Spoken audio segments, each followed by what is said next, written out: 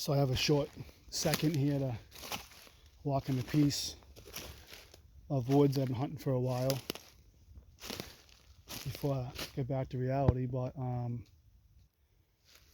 you ever have those pieces that you hunt and you get the pieces that are like ghost towns? You never like with a section.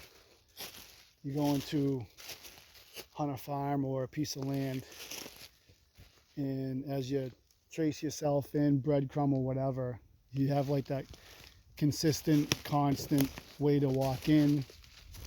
You can look at your app and see this big thick line of in and out as far as where you're walking and what you're doing, and sometimes you forget about the rest of the land because you're dedicated to what the sign is at that time.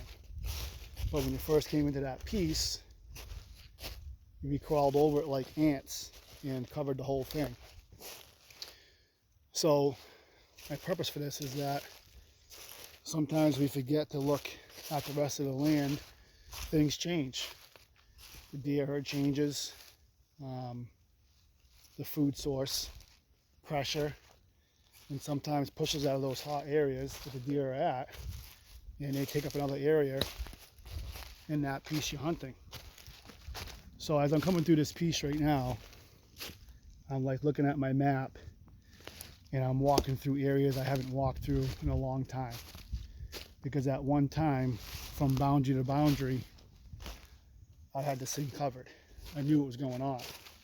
But we get lazy and we start missing things. So I'm walking through, and as I see as I walk through, there's a lot of rubs. Not huge rubs, but it's a lot of activity where deer are walking through, bucks in particular, because of the rubs, and they're all scattered through this whole area. So that tells you they're walking through and where they are during that time. So now today what I'm doing is just getting off the beaten path of what I'm used to doing here, and I'm looking for new ground on the old ground. So hopefully something happens, convince me, and sometimes it helps you understand the rest of your piece of why the deer come from where they do, come from the bedding, you go into the feeding, what are they doing? But if you don't walk the whole piece, you won't know that.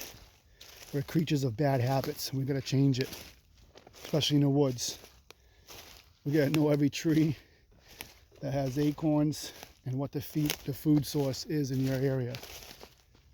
And if you're lucky enough to shed hunt and to see what's still alive, what your shooter is. So food for thought, finding new ground on your old ground. Put it all together. Don't shy an eye away, because you could be surprised. I'll keep you posted. Hopefully something happens.